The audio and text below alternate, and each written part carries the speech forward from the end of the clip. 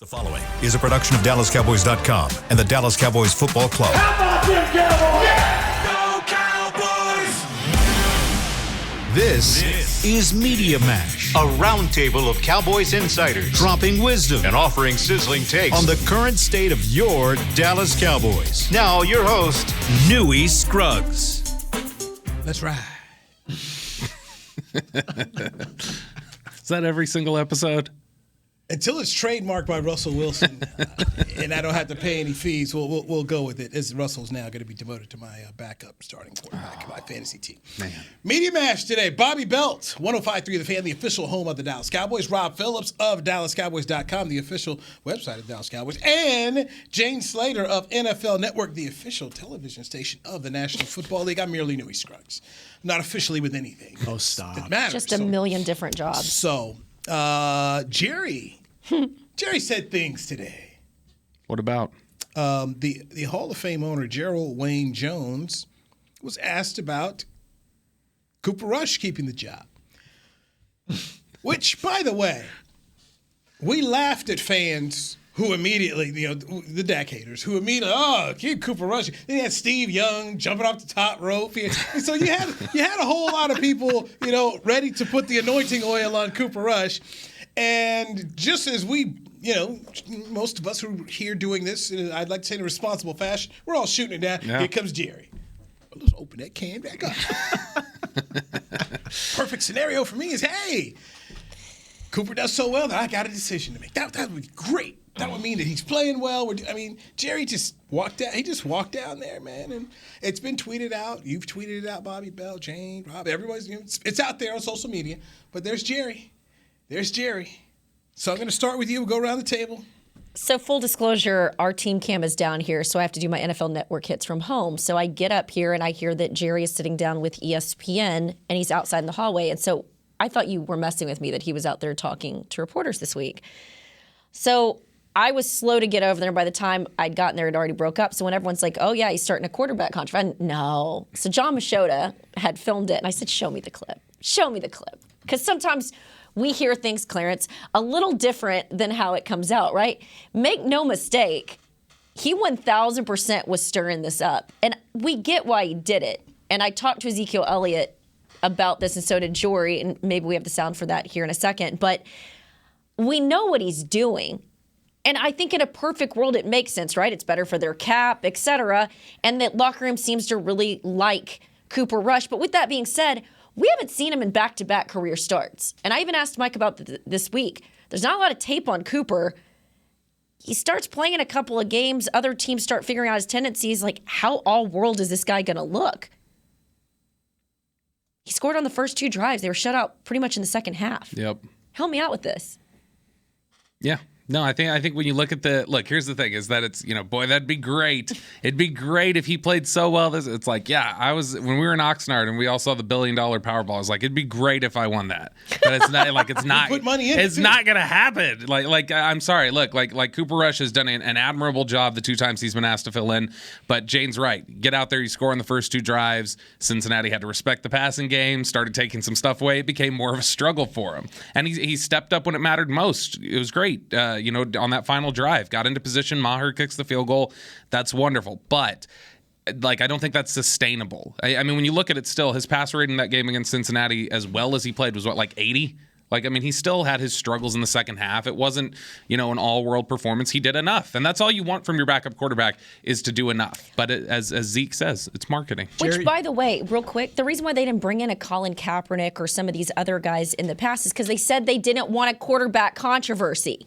I don't think he wants. I mean, Jerry has literally said to us, we don't want someone better than our starter on the roster because it creates a quarterback controversy. And then he's starting one himself. Is he starting one? Yes, he knows exactly what he's doing, and he's told us he knows what he's doing. Is he just having fun? Because he's feeling good. He's feeling good because they came back and won a tough game, and he's looking at the schedule ahead and saying, man, what if we can win a couple more here without Dak if we need to?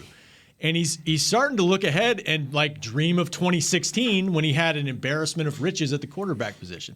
But it's all ultimately, to me, it's all moot. And he talked about 10 games. It would have to be 10 games to even think about this.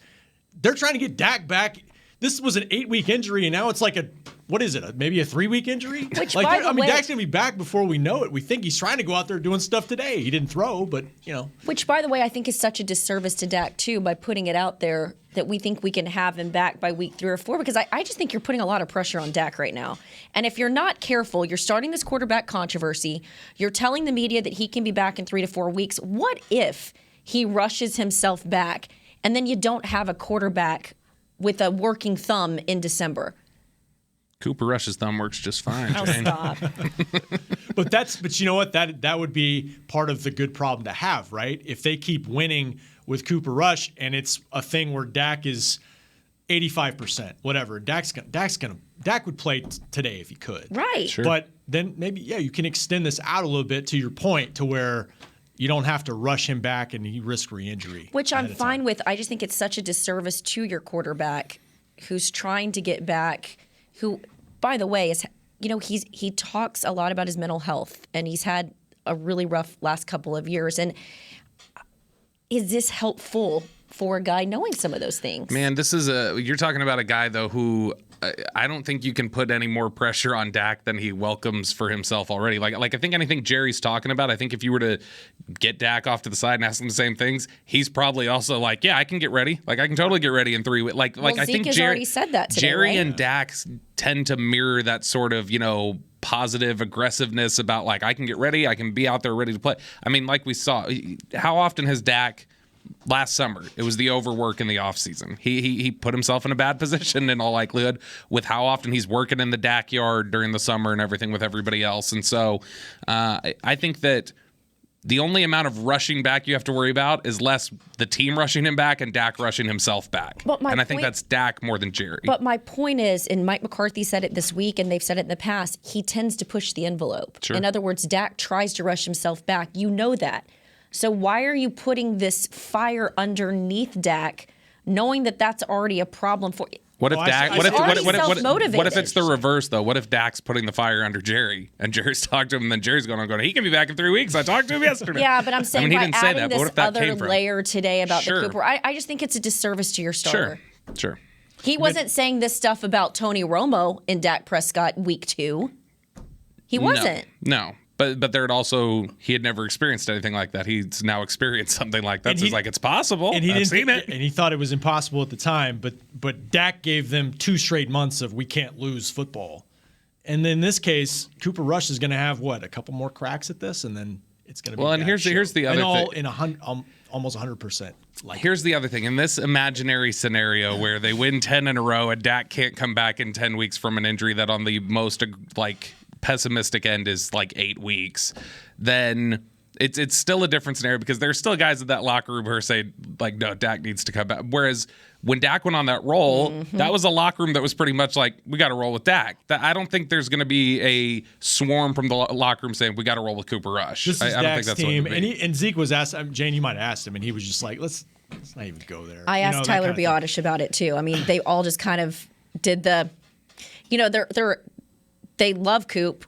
It's fascinating to me that they literally let Coop go. 31 other teams didn't want him, and they were lucky enough to get him back because of how well he knows this roster and how much the guys in that locker room love Coop. But I think what they love about Coop isn't ambitious in the sense that he wants that job, right? And Dak was never ambitious either. It's just, I don't think people realized how much Tony didn't have the personality of Dak in the locker room and his ability to galvanize everyone. Let's play that clip. Chris Beam's got it. I mean, I think that's just, I don't really pay much attention to that. It's just really, those people on TV to get clicks, to get views, you're going to say the most outrageous stuff, you're going to get the most attention. That's their job. So who knows if they even believe that. From more inside the building, Jerry just said, wouldn't it be something if we had a dilemma at the end of Cooper's time here? See, there you go. That's a classic example. Jerry said that. Well, yeah, he wants y'all to be clicking and listening to him too. It's all marketing, man. It's all marketing. Thank you.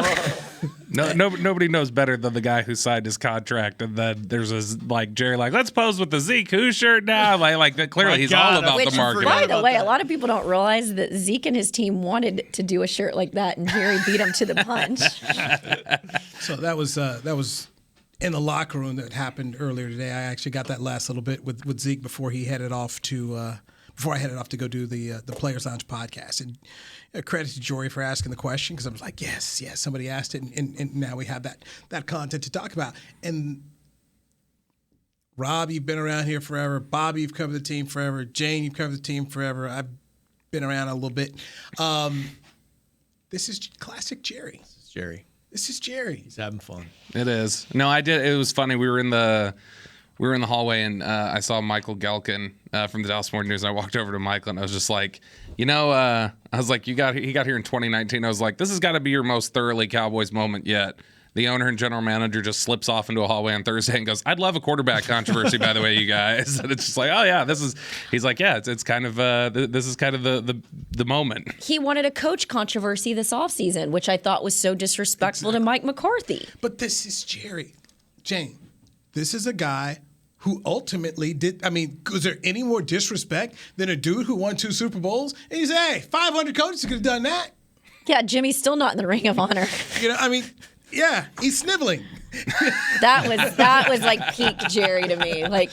That was peak Jerry. And don't mistake this, Jerry, if you're listening, you know I'm a huge fan. I always compare him to Walt Disney. And I say this to a lot of people, when I worked at ESPN, they make you go through this rookie seminar, and we spend almost half a day learning about the Imagineer and how when you'd walk into the theme park, they would give you bubble gum, and they wanted to see where you were throwing your wrappers, and that's where you put the trash cans. And it's like Jerry's mind is always thinking about that marketing. How do I make things better? I think there's going to be a book written about how Jerry does this one day when he's no longer here, because he's done a dynamic job making a team that's completely irrelevant. We have 13 reporters at the NFL Network. I barely move, do I, Bobby? Yeah. Why? Because no one, even when they're terrible, and even when the fans say there's too much coverage, you can bank on me being on TV talking about the Dallas Cowboys at least 3 days a week.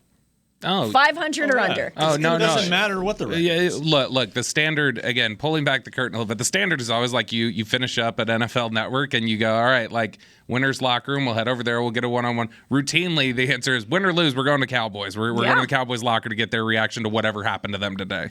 Innovation is the word. Innovation. And that's what Walt Disney was about. I mean, you talk about the great people in business. They're innovators. They're showing and doing things that you haven't seen before. I remember being in Canton, and when you go to Canton for the Pro Football Hall of Fame, there's always a group of disgruntled fan bases or sects. Like, how come this guy, that? Denver Bronco fans have been disgruntled for years about they feel like a lack of players have gotten in, and there were people who were mad, like, how does Jerry get in and not Pat Bowlen? And then it got into the whole TV thing. Well, Pat Bowlen was the chairman of the television committee. Okay, but Jerry's the one who went and pulled Rupert Murdoch in this thing and changed not just pro football, he changed the way we watch television today. 1,000%. Fox was just, they got Bart Simpson. That's all you really knew about Fox. Created a whole network. Mm-hmm. People were ditching CBS. He created a whole fourth network, which created a whole lot of jobs for people like me.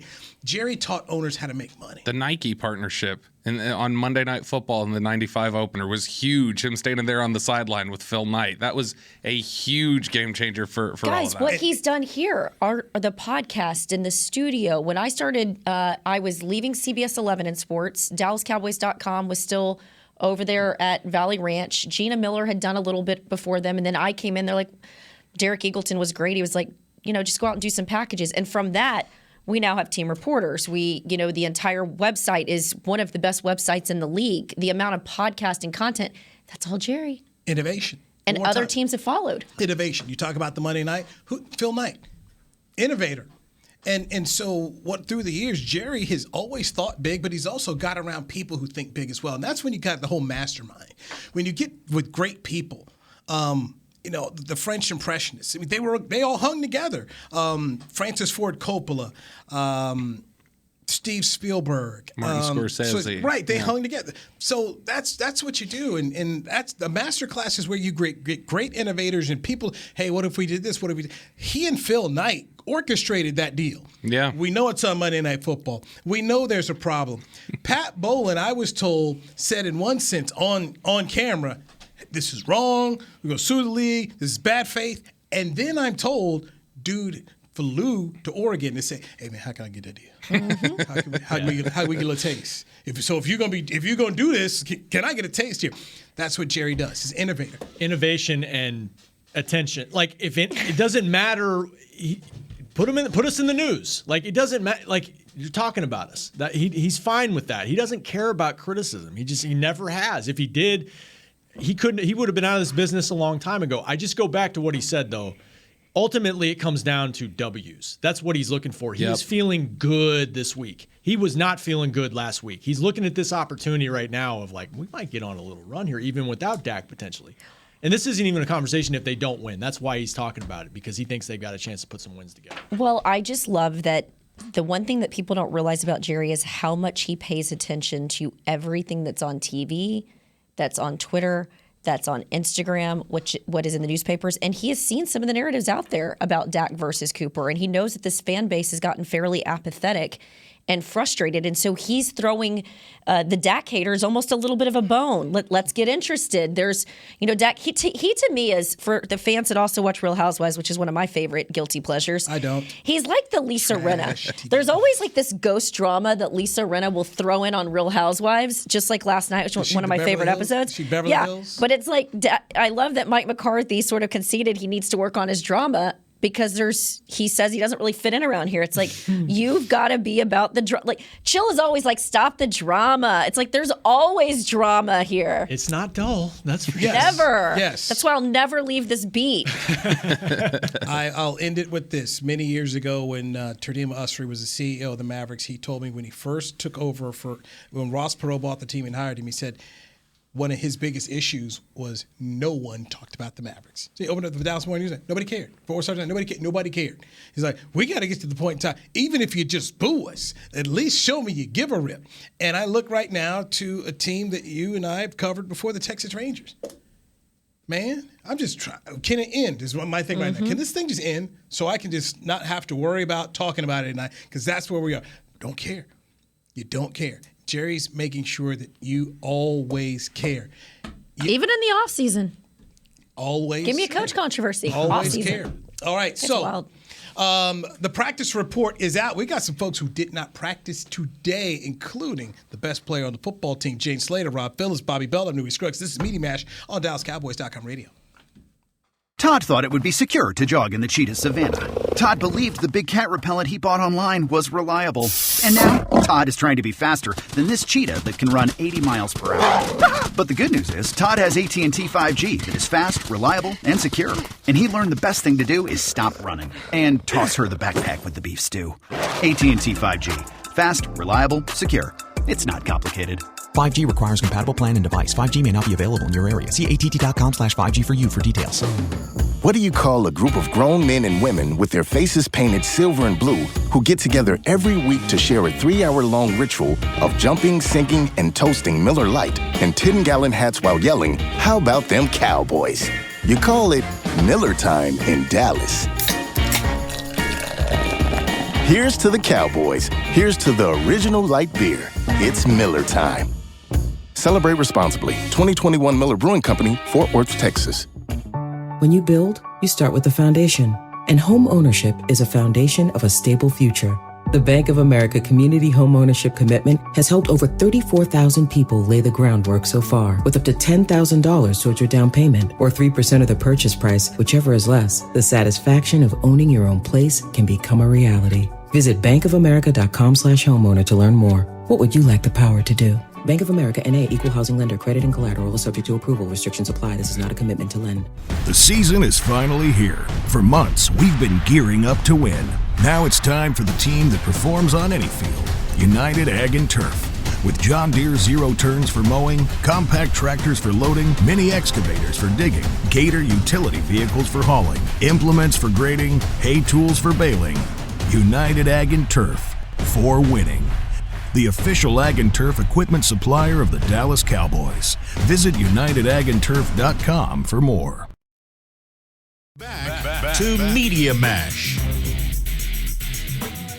Media Mash here on a Thursday going into a Cowboys game week, which will be on a Monday night at the Meadowlands. And they're having a homecoming game because they're like throwing in a whole bunch of dudes for their jersey retirements, at least 3 running backs and a couple other folks out there, one of them being Otis Anderson, MVP of Super Bowl 25. That was when we referenced the Nike deal. That was done Monday night in New York, the night they were retiring Phil Simms' jersey.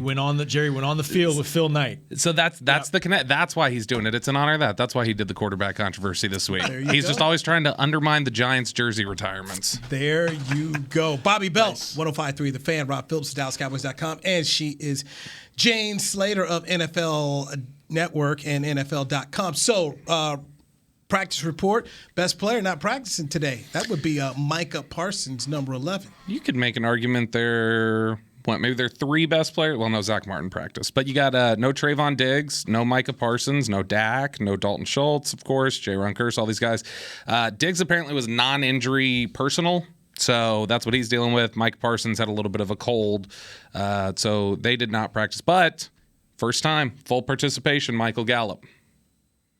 You think he's playing? That dude's playing. 1,000%. I think he's on a pitch count, but I think he's playing. Unless there's some kind of setback during the week. The plan seems certainly that way. I bet we get out of there and it's still Lamb and Noah Brown taking the most snaps at receiver, but I bet Gallup plays. Yeah, Mike said don't expect 70 plays, but like a package of plays, work him in. Think about it, this would be tomorrow would be his second padded practice of the entire calendar year. So yeah, you want to give him some ramp up time within game action. He's practiced the physical threshold is what they said. So to me, the reason why they didn't put him on PUP is so you could get him back for the divisional game. I would be extremely shocked if we didn't see him on Monday. I wonder if we see him between the 40s.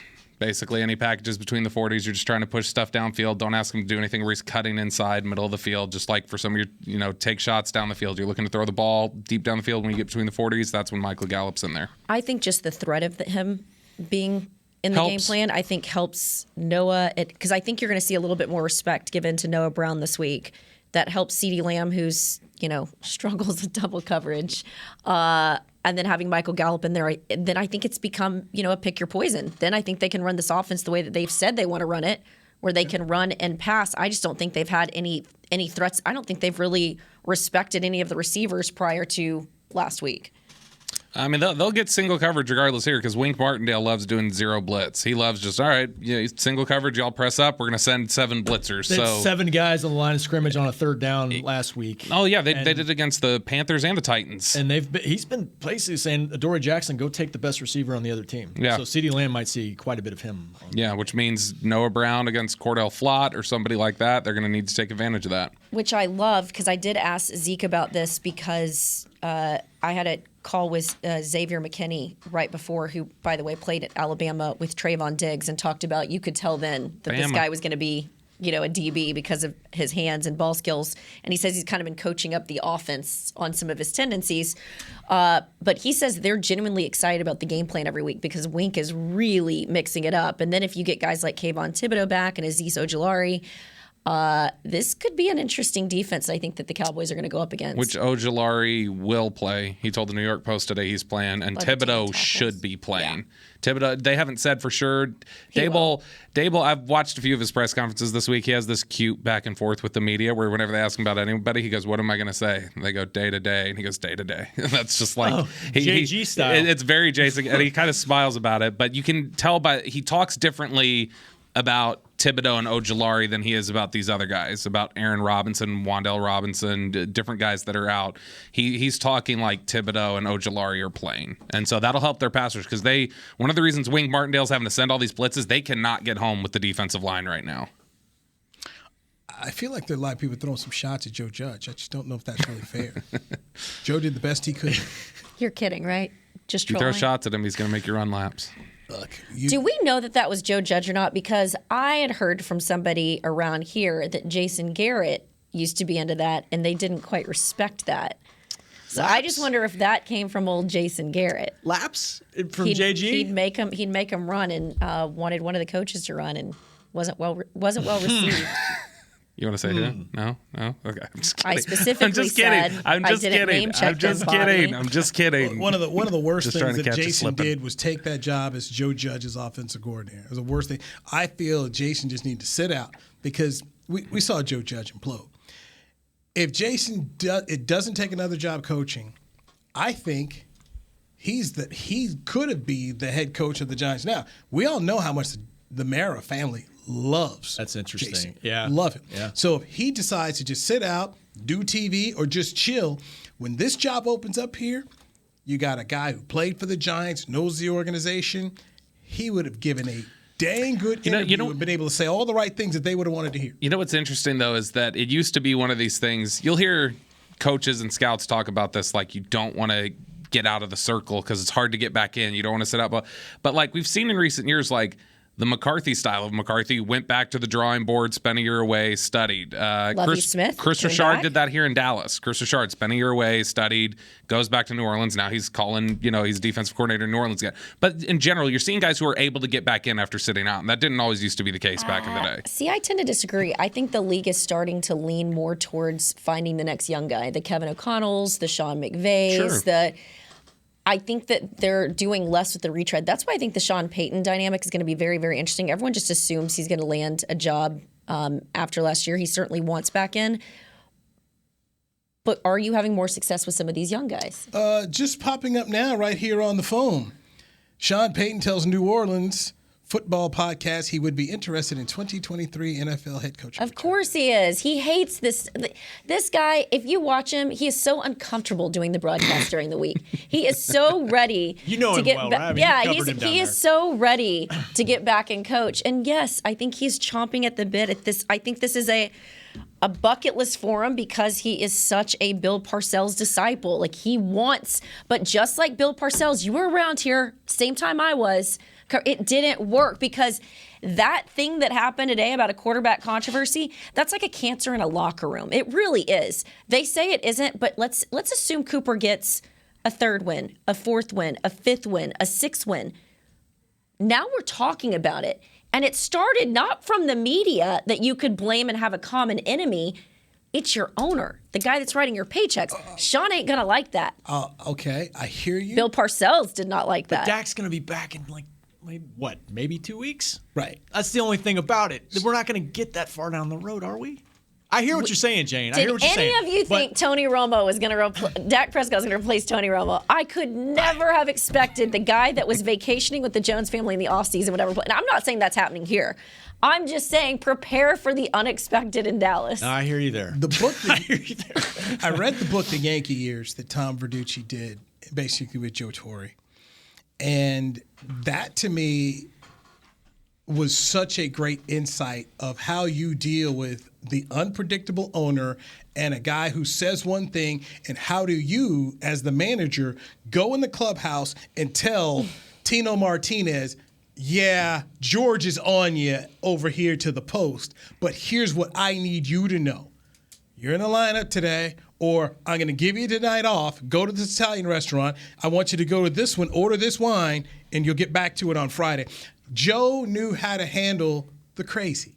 He knew how to handle Steinbrenner. One of the great stories he told was when they played in the World Series in '96, his first World Series. Remember, they faced the Braves. And he said, hey, they ain't going to be real good the first couple of games because they got, Glavine, Maddox. He says, but then we're going to Atlanta. That's my town. We'll turn it around. And sure enough, Braves hammered him. George is all crazy. He knew how to deal with it and work the clubhouse. Sean Payton, and I'm coming to this, Sean Payton has been here for the circus. Sean knows what's going on. But he was a passing game coordinator back then. Right. But this is a guy that New Orleans, he won't talk to you about injuries. And you've got Jerry giving away injuries on Wednesdays. You've got Sean. Here's the thing about Sean. Sean is no different than Jerry. You know how many different podcasts and shows he's been on this offseason? He likes the attention. Do you think he's going to like the fact that half of us reporters aren't in the room on Fridays because we're listening to Jerry at the same time? The celebrity coach. I'm just telling you. And the celebrity coach came here, and you know what? The celebrity coach came here and took a check. Bill? Yeah. The celebrity coach came here and took a check. Wrote a book. I could work for that guy. Ends up coming here, take the check. I'd rather see Mike Vrabel here. I'm dead serious. Why would Coach of the Year last year? Oh, look what he did with Ryan Tannehill. Look he what has doing no now. weapons. He has Derrick Henry right now. Hey, look. They took everything off the table from him. I'm not stopping. Dan Quinn. I would love to see Dan Quinn be the head coach. But why are we even? I don't even want to get into it. You brought it up. I want to give. You brought it up. I want to give Jerry. Little Jerry over here. You did it. I want to give Mike at least. Let us get through the season where we start talking about his replacements. Yeah. But you brought it up. Here's what I was going to say. By Jerry, fair. I'll take that. Here's what I will say about the Jerry thing. What he did today, he's almost playing good cop, bad cop in a sense. That this is Mike's opportunity to be like, I'm your guy, Dak. I got you covered. It almost creates a situation that strengthens that bond if you think about it. But isn't Dak Jerry's guy too because of the check that he Have gave you him? ever watched? Is he? Yeah, he I think franchise he still tagged is. him twice. Yeah, but do they you ever wanted watch it. But do they you ever wanted watch to the get press that done. conferences? Dave Hellman and I always. It's me, Dave Hellman, and John Machota. We're always like this during Jerry pressers. Hollywood because Hellman. you watch Dak like up there on the stage. Dak's eyes is like us. We're just always like, you should see our expressions when Jerry says certain things. I wish they would almost do like an Octobox, and you had all of us reacting to when Jerry talks because it's so entertaining. Not like SNL. Dak gets it. That's what we need. We need Beam to set up some of these cameras like this in the press conference room at each of our chairs. That'd It's be like perfect. an SNL skit. Right, let's take a break here. I'm going to strike down everything I heard about Mike Vrabel from my ears. Okay, just not even going to entertain that. Jane Slater, Rob Phillips, Bobby Belt. I'm Newy Scruggs. This is Media Mash on DallasCowboys.com radio. The season is finally here. For months, we've been gearing up to win. Now it's time for the team that performs on any field. United Ag and Turf. With John Deere zero turns for mowing, compact tractors for loading, mini excavators for digging, Gator utility vehicles for hauling, implements for grading, hay tools for baling. United Ag and Turf. For winning. The official Ag and Turf equipment supplier of the Dallas Cowboys. Visit UnitedAgAndTurf.com for more. Todd thought it would be secure to jog in the cheetah savanna. Todd believed the big cat repellent he bought online was reliable. And now, Todd is trying to be faster than this cheetah that can run 80 miles per hour. But the good news is, Todd has AT&T 5G that is fast, reliable, and secure. And he learned the best thing to do is stop running and toss her the backpack with the beef stew. AT&T 5G. Fast, reliable, secure. It's not complicated. 5G requires compatible plan and device. 5G may not be available in your area. See att.com/5G for you for details. This sweet! Did you get to work on time? Yeah, but I just realized it's Sunday. Little Sweet says head on home. Dr. Pepper's on its way. So sweet, unique.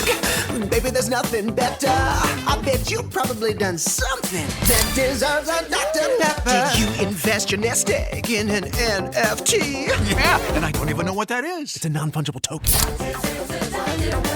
Everyone's done something that deserves a Dr. Pepper. When you build, you start with the foundation. And home ownership is a foundation of a stable future. The Bank of America Community Homeownership Commitment has helped over 34,000 people lay the groundwork so far, with up to $10,000 towards your down payment or 3% of the purchase price, whichever is less. The satisfaction of owning your own place can become a reality. Visit bankofamerica.com/homeowner to learn more. What would you like the power to do? Bank of America N.A. Equal Housing Lender. Credit and collateral is subject to approval. Restrictions apply. This is not a commitment to lend. Back to Media Mash. Newy Scruggs, joined by three of my favorites here in the media who also have their own takes and insights into the Cowboys, which is fun. Jane Slater, NFL Network, Rob Phillips, DallasCowboys.com, Bobby Belt, 105.3 The Fan. They go into this matchup as an underdog to the Giants. Isn't that wild? It's the Jalen Smith factor. Oh, stop. 2 years in a row. The Cowboys are 9-1 against the Giants since 2017. That's what's crazy. And 6 of their 9 victories have been by 14 points or more. But that's how high people are on this 2-0 Giants. They haven't started 2-0 since 2016. Right. And I think they've been 0-2 ever since. I mean, they've just been losing the start of the season. They've lost 2 in a row here. So the place is going to be packing. It's going to be, I mean, I don't like going to to that Giants stadium. It's an interesting crowd when you go through there, the parking lot. It's an interesting group of folks. But I expect Monday night the crowd to be hyped and ready to go. Like I said, they're having homecoming, inducting 15 million people out there for the game. Poor Jimmy Johnson. Be like three running backs. He's sniveling. It's like, think about this. I think it's like I can't remember. It was on mix shots, but the guy they had on there who covers the team's like, yeah, we're like 7 dudes going in because they're like, yeah, we had COVID, so it's been backed up, but we're throwing a whole bunch of people here. I'm like, wow, and God bless Rodney Hampton and Otis Anderson was the Super Bowl MVP. Yeah. But I'm like, man, when you talk about impact for an organization, yeah, they were okay. Like throwing Ron Dane in there. That's what makes the Ring of Honor so coveted. It's so hard to get in. Exclusivity matters. It really does. Beat the Cowboys. I don't want to go to the Soho House if everybody can get in. Right. If everybody can get in here. So, like Washington has everybody in. They do. Yeah, some teams it's just the criteria is not. Remember we were in Denver? It's not the same as we were in Denver. We were looking around like, who's this? Kelly Trapuka. What is he? Washington has Vince Lombardi in there. We're sitting next to him. We're looking at it. Yeah, it's different. Yeah, Kelly Trapuka. And Craig Morton is in there. Craig Morton, because you're young. You're young. You know what Craig Morton did here for the Cowboys? No. No, it's okay. Craig Morton was the first quarterback to take the Cowboys to the Super Bowl. Took the Super Bowl 5, lost. Craig Morton was the first quarterback who took the Denver Broncos to a Super Bowl. Lost to the Cowboys. Dude is plastered in that Broncos Ring of Fame. And I'm like, this is the difference. And, here's a guy who, for the first round pick for the Cowboys, taking the Super Bowl, nobody cares. In Denver, thank you, man. Thank you. Isn't Ware in theirs already, I think? That's wild if that's real. And he'll Randy get in. Gregory's already in there. Is he? Yeah, they put him up. He's already in there. I know. Well, you talk about the crowd. 2 forced fumbles, The other man. thing that's nuts. crazy, when you go up there is the Penn State fans, like Micah Parsons and Saquon Barkley. It was nuts last time I was up there, the amount of Penn State fans that were there for those two. In New York? Yeah. Oh. It's going to be a good crowd. I'm not going. I hate going to Jersey. But anyway, looking forward to seeing what Why? Let's deep dig. Let's deep dive in that. Let's unpack that. It's really no different. It's just, some people love going to New York. I don't. In New York, people are in a rush. You want to get across, you better get across the street quick because you will get hit. It's just different. I remember we went to a restaurant. Hey, buddy, what are you having? I'm looking. It's just a different kind of vibe. It's a different kind of vibe. You got to take this. I got Rap Sheet calling me. Oh, really? Tell him Chef already got it. Wow. This is good. Jane, help me. Chef, he's got this. Can you confirm it? What did he say? Chris said take it on the air. We do it on the air? No. We should have done it on the air. Oh, wow. Nate had a She had to leave for picks anyway. Did I lie? I mean, it was just out there for you. It was right there. Big softball. It was right there. Okay, so yes, no media mash on Friday or Monday. So let me get and I'll just give you my pick. This my pick for this game, Cowboys win 21-19. Okay, low scoring game. Giants, they're averaging 20 points a game. Cowboys are, they're right there too. Nobody's run. There's not multiple touchdowns. We're not seeing 4 touchdowns thrown in this game by any one quarterback here. So that's why I went 21-19. Bobby, I'll start with you. What you got? I've got a higher scoring game than you do. I've got the Cowboys 21-20. So I honestly, during the break, I was sitting there going 21-20, and then you come out with 21-19, and I was sitting there going, should I change it now? I don't want it to be too similar, but give me 21-20 because I will give the Giants credit for this. Watching them on tape the last 2 weeks, there's still a little bit of a talent deficit. They're trying to build that. They fight. They're tough. They're scrappy. They're a blue collar football team, and they'll play physical football. And if we've seen anything the Cowboys have struggled with over the last 3 years, it's been physical football teams. When teams really punch them in the mouth and turn it into a grinded out game, that's where the Cowboys tend to struggle. But ultimately, I think Cowboys take it. This is going to be pretty boring because I'm going to say 20-19 Cowboys. Oh my gosh! I've been saying on Talking Cowboys all week, 1st to 20, because of both teams have have struggled to get there. And the Giants, I think this is the type of Giants team that fans in New York love because they're fine with the rock fight. They don't care. They're missing. They don't have Tampa Bay's personnel where it's a bunch of Pro Bowlers, but they're doing it with scheme, with their new coaches, and their defense. And the Cowboys are kind of doing the same thing right now. Boy, you see the Buffalo influence too. the way they're calling that offense now, they're trying to mimic. Daniel Jones is doing a lot of the read option, Josh Allen stuff. The passing concepts are looking a lot more Buffalo-like. You can see Daboll's coming in there and changing things up. Which is what they should do, because that dude can't throw. He can use his legs and run, so you might as well try to make him a dual threat. I mean, look, he's, tough. Embodies that team. He's tough. He'll take shots. He'll stand in there and throw it and wait for the hit. He's not going to cower from anything. No issues with that. And Rob, going back to what you said, the Giants have an older fan base. And despite Coughlin winning 2 Super Bowls with Eli Manning, they all love Parcells. They all love that, the 86 Giants and the team that Everson Walls played on that won Super Bowl 25. They're into that. Hell, if it's a 16-13 slobber knocker, fine. And to me, one of the greatest performances I'd ever seen as a defensive coordinator, Belichick put on when they went out to San Francisco when the 49ers were 2-time Super Bowl champions, looking like they were going to go win a third, and they won a slobber knocker game Matt in Barr, overtime baby. On a Matt Barr field goal. So they're trying to do this again. They've got Wink Martindale. So, yeah, I can see them being very much into this. Another reason why I don't want to go to the game. It's gonna be tough. Yeah, and they're gonna try to make it tough on the Cowboys line too. Like Bobby just mentioned, he does a lot of exotic stuff up front. They've got a young offensive line, especially on the left side of the line. Tyler Smith, Matt Farniok probably at left guard. They're gonna try to challenge those guys and make things difficult for them. And it very well could be low scoring. But on the other side of that, I know we've talked. It seems like every week we've talked about, well, the Buccaneers, they're a little vulnerable on the interior. Oh, the Bengals, they're a little vulnerable on the interior. The Giants are the most vulnerable on the interior of these 3 teams we've seen. They cannot block up the middle. Jeffrey Simmons looked like Aaron Donald every single snap. And Jeffrey Simmons is a good player for the Titans, but he's not, should be in the backfield every single play like he was. And so Andrew Thomas, their left tackle, is really, really good in New York. He's one of the better tackles in football right now. But, a rough interior. And then Evan Neal, the rookie, has had some issues, specifically with speed guys. So Parsons rushing from that side could be a problem. 2 weeks in a row, Cowboys facing an offensive line with 4 new starters on it from last year. Cincinnati last week, Giants this week. When piggybacking on what you said about Parsons and being, having a middle possibly exposed, we spoke about it on the last Players Lounge podcast. Is this where you see Micah Parsons shooting up the A-gap?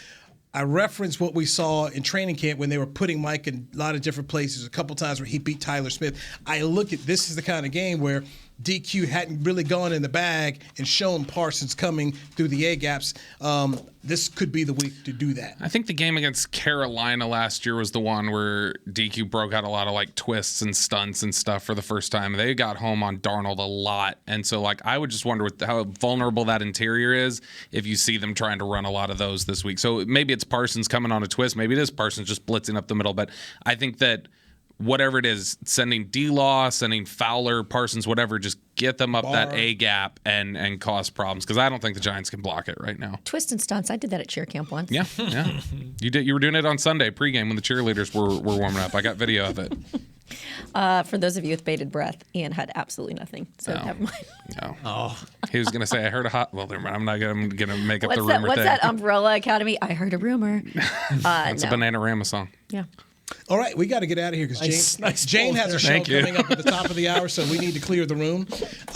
Jane Slater, NFL Network, Rob Phillips, DallasCowboys.com, Bobby Belt, 105.3 The Fan, the official home of the Dallas Cowboys. I'm Newy Scruggs. We will return with the Media Mash on Tuesday right here on DallasCowboys.com radio. This has been a production of DallasCowboys.com and the Dallas Cowboys Football Club. How about this, Cowboys? Yeah!